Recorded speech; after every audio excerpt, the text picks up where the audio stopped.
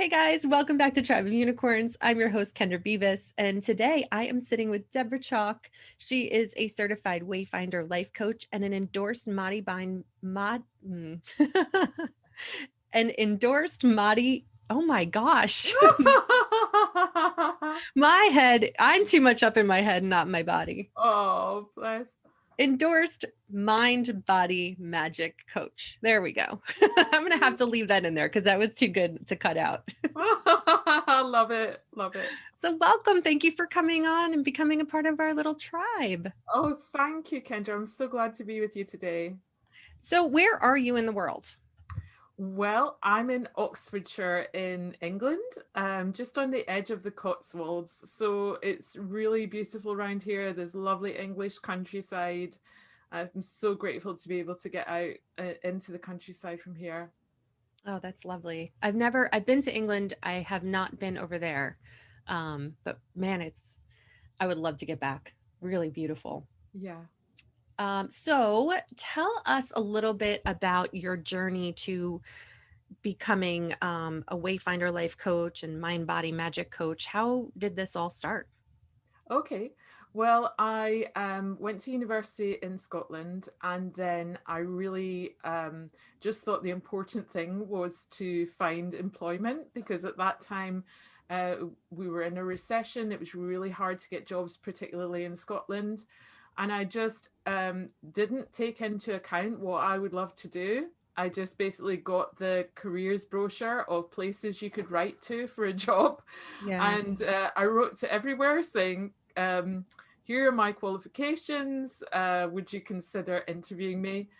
And went through the book, not very discerning, not really thinking about, oh, I must follow my heart. It was, oh, I must get a job. Yeah. And a merchant bank in London wrote back and flew me down for a couple of interviews, and it seemed really glamorous, and it was a bit like Mad Men of the 1990s. The account managers used to go out for very long lunches and leave everybody else in the office. Yeah. And they used to get the deals, and it was really a very different way of life to the creative life that, if I'd been following my heart, I would have ended up in. Mhm. So I worked in a merchant bank, and then thought, I really can't see me doing this for the rest of my life. There were people that had been in merchant banking their whole lives and retired, and I thought, this is not me. And so eventually I found my way to teaching, and I taught in state schools and in private schools in England. But by the time I was teaching, I'd met my husband, and with his job, we had to move very regularly. And I found it really difficult to win the respect of the other teachers, win the respect of the parents, figure out how that school was doing things, and then just to move in, say, a couple of years Right. after getting your grounding there. And so I felt very, grounding's a great word there. I felt really ungrounded. Yeah. And so I worked with a coach. And I worked with a coach, and I took a really long way round. A really long way round, Kendra. I did so many different courses. I did floristry, I did photography, I did art history, I did interior design. I was this little bundle of pent up creative energy that had been squashed down for years. And I just went boom, like this firework of creativity lighting the sky. And I still didn't know what I wanted to do. I knew that Mhm. all these things were fun, but I didn't for the life of me know how to make any of them into a career. And then this coach that I was working with, she said to me, hey, wait a minute. Look at your bookshelf. You've read more of these self-help books than I have. You know more about this than I do. You're really into coaching. Why are you not a coach? And I kind of kicked my heels a bit and went, oh, but this kind of little whiny voice probably at the time. I didn't think that coaching was a proper job. I thought you Yeah. had to be a merchant banker or a teacher or a Right. Right. lawyer or something that was a proper job, inverted commas. And Mhm. she kind of made me see, and I kind of eventually saw for myself, you get one life. And it doesn't matter whether some people are not into coachiness. Just the same, it doesn't matter if some people are not into being a unicorn. They're not your people. Right, exactly. They're not your people. So I allowed myself, and it was a big thing because I was such a good girl, get the gold stars, do what other Right. people want me to do, all of that. And I allowed myself for once to do what I wanted to do. And I allowed myself to do coaching. And I'm so glad I did because I love it. Ugh. Where did that come from? I mean, is it a story that just society told you where you felt that that wasn't a proper job or that you had to have this Mad Men type of position? Or was it a familial thing? I think it's a cultural thing. I Hmm. think I grew up with it. You know, I grew up 1980s, seeing all the kind of women with big shoulder pads. We Yes. are powerful Working women. We will girl. rule the world. We will be Alexis Colby. And you know, you Yeah. think, oh my goodness, maybe I do need to be you know, what's Yeah. her name? Uh, I was thinking of Sigourney Weaver in Working Girl. Yeah, you know, you're just thinking I need to be that glamorous lady with the big shoulder pads who will not let anything stand in my way. Hmm. And you know, there was the thing about the yuppies, the young upward coming professionals. We're going to show that we don't have to have the aprons on. We don't have to be the one who's cleaning the floors at home all the time. We Right. deserve more. And I think there was feminism in it there as well, that Hmm. I didn't want to um, only be tied to the house. Hmm. You know, since then, I've realized that having a home is a beautiful thing. Looking after a home is a beautiful thing, and it can be part of a lovely life. Just Yeah. because you're a feminist doesn't mean to say you don't have a home that you look after. But I did at that time think that I needed to have a career that was a proper career. And Yeah. the culture gave me the ideas of what that proper career needed to look like. When did you start to give yourself the permission to even dream about what you truly wanted and what your soul's calling was? This is a really good question, and I've got a really simple answer for it. I got a book, and I'm such a bookworm. I love I see books, your bookshelf Kendra. behind you I and they're all love books, color and coded. I'm just order too many books, read too many books, love books. So I got a book which I'm sure some of your listeners will have heard of, and it is The Artist's Way by Julia Cameron. And The Artist's Way is within book form. It's a 12-week program which helps you to rediscover your creativity. And you go through it week by week. You have an artist date each week where you go out and do something lovely for yourself. It was easier to do it when I did it because there wasn't lockdown. It can be Yeah. harder to think of artist dates to do at the moment. But I used to do things like, you know, I would go to a fabric shop and look at quilt squares, even though I don't quilt. Yeah. Or one day I went to the garden centre that had an aquarium and went to go and see all the fish and, Yeah. you know, just look at tropical fish. So you do these artist dates, and you also write morning pages. So Hmm. every morning you write three pages of free handwriting. And so what I was finding was I was writing about how unhappy I was in what I was doing, and how when Sunday night came, I felt really stressed. I didn't feel good at what I did, even though everybody told me I was good at what I did. Everybody told me I was talented as a teacher and really great with the children, and the children loved me as their teacher. But I didn't feel good enough because Yeah. my perfectionism got in the way of me just enjoying it. And so all this stress was coming out on the page. And then as you start to write more, you get little inklings or ideas. And this is where your intuition starts to come in. Hmm. And so I would have these things like get a table and put some coloring pencils on it. And I would be like, well, what? Where's this leading to? You know, get a table and put some coloring pencils on it. And you would do it, and it would be the little breadcrumb that would just take you that little bit further. So it was the journaling, it was Okay. the artist's way, and it was the allowing myself to notice how I was feeling. Hmm. because before I wasn't allowing myself to, I was feeling my feelings, but wasn't allowing myself to notice them because facing up to them was too hard. Were they manifesting in the way that your body was talking to you? I had at that time polycystic ovarian syndrome, so PCOS. So I had hormonal imbalance. Hmm. And I think that was also due to how harsh I was being on myself. Right. And I don't have that now. And I'm not saying, this cures it, because of course Right. everybody's individual and I would never say that. But I know that when I started to be kinder to myself, a lot of things like that, tension, the hormonal imbalance that I personally had, Hmm. were helped. I ask because quite a few of the guests talking about this topic talk about that their bodies were physically crying out for help, Yeah. even though they weren't ready to admit it to themselves that they needed to make a change.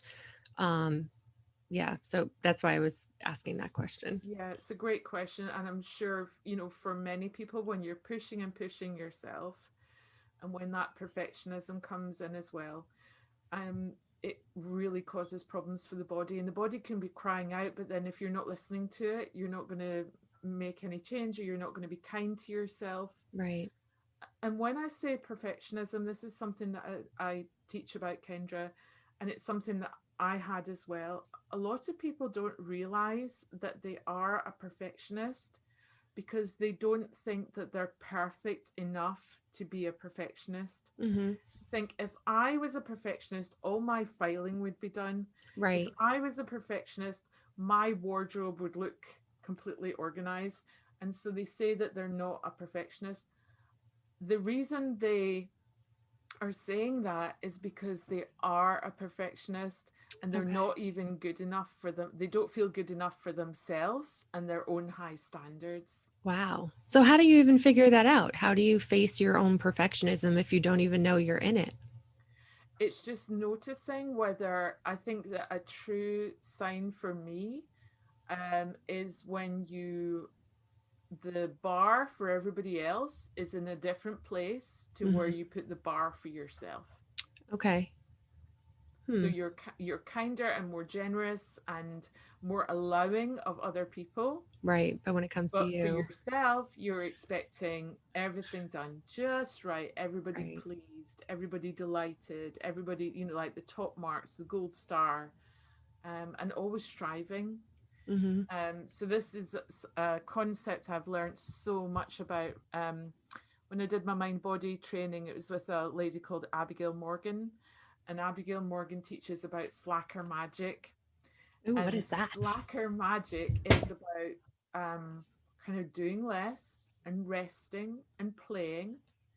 And when you do less and you rest and you play, you allowed your intuition to speak up.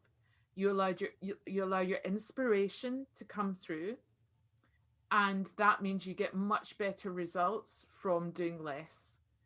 So I when I was love thinking that. about your podcast, Kendra, and I know that you call it Tribe of Unicorns, and I just think that slacker magic to me sounds so congruent with being a unicorn, because Yeah. I think unicorns would do things in a way that is magical and Oh, easy and with flow.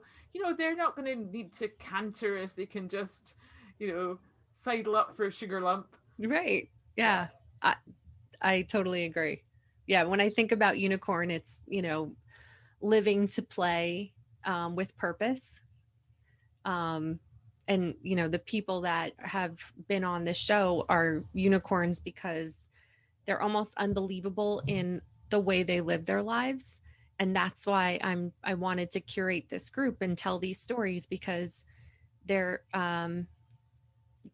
I think a lot of people are in disbelief that they could have a life that they love. And I mean, there's you're living proof of that you can. I've really gone from that, the Sunday night dread of, oh my goodness, I'm doing work that is just not right for me. I feel very stressed, to kind of, Mondays are just like any other day of the week for me Yeah. now. It's like, yay, it's Monday. You know, it's not as though, oh my goodness, it's Monday. I get to do work that I love. I'm with spending time, you know, with people that light me up, Yeah. helping people with these skills that I've learned. And also, you know, taking time for the rest and play Mhm. and seeing that as part of my work, because I know if I'm rested and I'm doing things that I enjoy, I'm coming to the calls with clients and I'm coming to, you know, whatever work I do connected with the business in a more resourced way, and that energy comes through. Can you tell me about the idea of being up in your head versus being in your body? Yeah, so being up in your head is just where there's all the overthinking and there's the worry and there's the puzzling it out. And if I just think about this hard enough, I'll Right. be able to figure it out. Mhm. And you're literally, all of your consciousness is up in your body, and your energy is either all up in your it's all up in your head. It's all up in your head, and your energy is above your head. Mhm. And the mind body practices that I do, which feel a bit like relaxations, you actually bring your energy down into your body so that you feel grounded. You feel grounded to the earth, and your energy flow goes all the way through your body. And it's really hard to describe it until you've felt it. Mhm. Weird thing that came up for me recently that made me feel, oh yeah, this is working. I was walking, you know, I said to you at the start about like walking in the English countryside. So I was going for a walk and it was a lovely sunny day. And I could see my shadow against the trees. And I know that in the past I would have looked at my shadow and I would just have felt that my being was just in my head. Okay. But I looked at my shadow and I felt that I was inhabiting all of my shadow, that I was inhabiting all of my being, all of my body. Yeah. And I don't know if that quite even describes it, but that's the closest I can get to a story of helping listeners to understand what it feels like to feel that your presence is completely in your body. Yeah. So if you had somebody that was listening and they're thinking, oh my goodness, that all sounds a bit airy fairy, how on earth do you start with this and what is she on about? I'm going to tell you just a really simple way to start off. Mhm. And this is again from Abigail. Um, Start off just by, in your day, just noticing your feet. Mm. And I know that sounds weird, but you just wriggle your toes and notice your feet and just notice the fact that you have feet. Now, I know that sounds strange, but we actually forget. We're so in our heads, we forget we have a body. So, this Right. is a really simple way. Hey, I'm your feet. I'm down here. Acknowledge me. And you're saying, right, I'm noticing my feet. I'm wriggling my toes. I feel my feet. I feel the surface that they're on. I feel the air around them. I can wriggle my toes and I feel my toes wriggling. So just feel your feet. And that also works because your feet are as far away from your head Mhm. as we can get within the body. And Yeah. it's a really simple way of tuning into the body because you're acknowledging your feet. And then if you've got somebody who wants to take it a stage further, they could notice their belly and their breath at the same time. Mm. That's advanced stuff. Yeah. And is just notice maybe your feet, your belly, and your breath, or just your feet would be enough to start off with. And then when I'm working with clients, we take them on other body tool excursions where we do body scans. And then I've got a Mhm. beautiful relaxation where you imagine golden elixir pouring down from your crown and it pours down through the body and it takes all of the tension away. And Kendra, when I was talking to you about coming on this podcast, I think I said to you, oh, we could definitely adapt that for unicorns. So my suggestion for this, which is really fun, is, well, I think it's fun. I hope you think it's fun too. You do I'm a body sure. scan. So you do a body scan from your toes all the way up to your head. And then you imagine that there's a pitcher or a jug above your head. And in it, there is, well, when I do this, usually there is golden elixir. But I encourage your listeners, if they want to add in some unicorn sprinkles, or Oh, they can even have unicorn magic sprinkles mixed with the golden elixir. So you imagine that in the picture above your head, and then you imagine that making its way, melting its way through your body, melting all the way to your feet. And then it goes out through the ground and it takes all the tension away. uh, So I just thought, ooh, that would be fun. We could add some yeah. unicorn sprinkles to it. I love that. I think a lot of people that listen to this podcast are probably a creative in some way. And we can get super, super caught up in our heads and where it feels very chaotic. But I could even just thinking about my feet and the other parts of my body almost brings like a really quick sense of calm and peace where I just don't feel so all up here, and almost breathe again and just kind of like, okay. It really helps. Another way that I've heard it described, again, Abigail Morgan describes it this way, and I find it so helpful. She said, imagine that your energy is a hand and your body is the glove. And you imagine that the hand comes from a kind of from your crown, and you bring your energy down into your body almost as though it's a hand fitting into a glove that Hmm. fits the hand really, really well. I just think that's a beautiful way of imagining it. So you've got all of your energy, it's all maybe above your head, or it's in your head, or your Yeah, attention is just above your head, or just in the head. And you imagine drawing it down, and you imagine it like that hand going into that glove that just fits it beautifully. And the glove is your body. I love that. Um, what do you think? I was reading some of your blog posts and it sparked a lot of different ideas. So what do you think the benefits of calm are?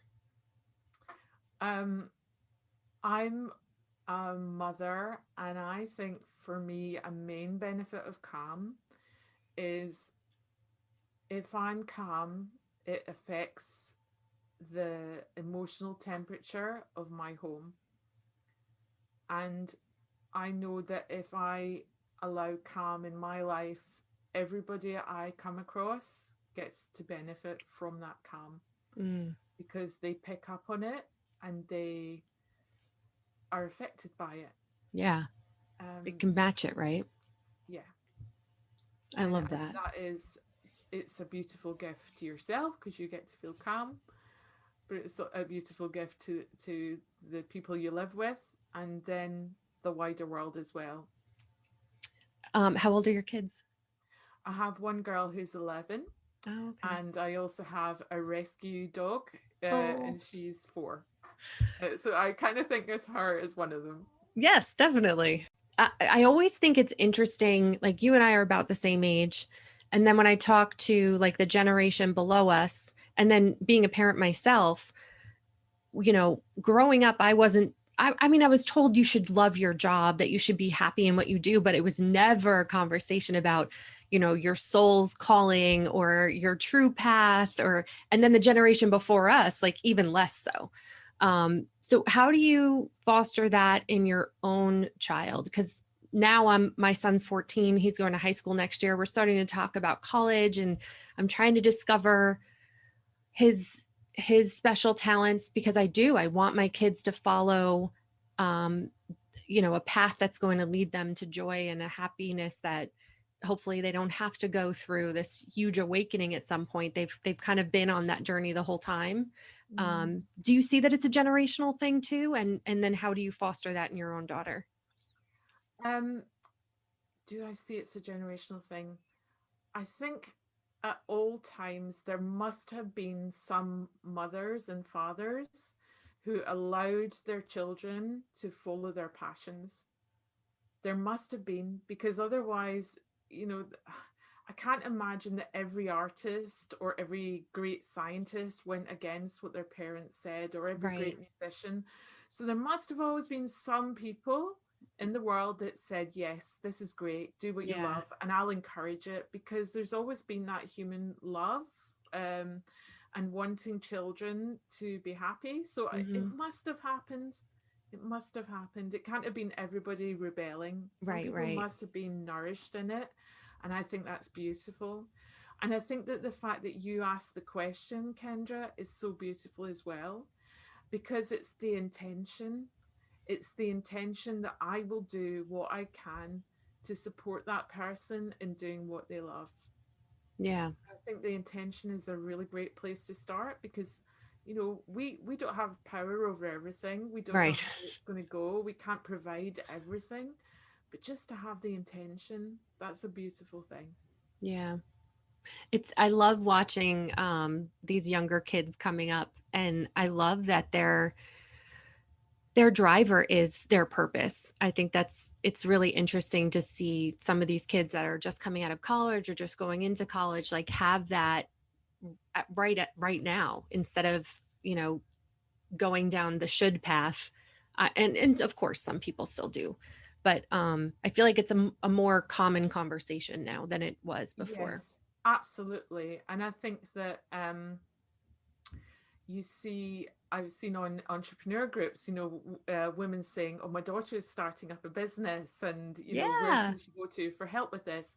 Or even, when you think about children and young people talking about the environment, and saying, taking a stand for their future, and their voice being a voice that needs to be part of these conversations. I think it's fantastic, Oh, it's so cool. really fantastic. Yeah. The fact that they can be heard now and not have to Yeah. wait until some, magical adult age. Yeah, I'm reading I the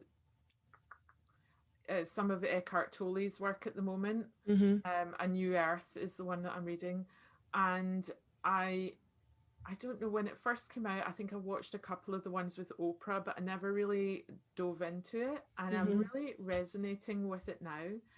And he talks about how children are equals, and we see them as, in the past sometimes they've been seen as, they need to learn from us and we know the way and all of that.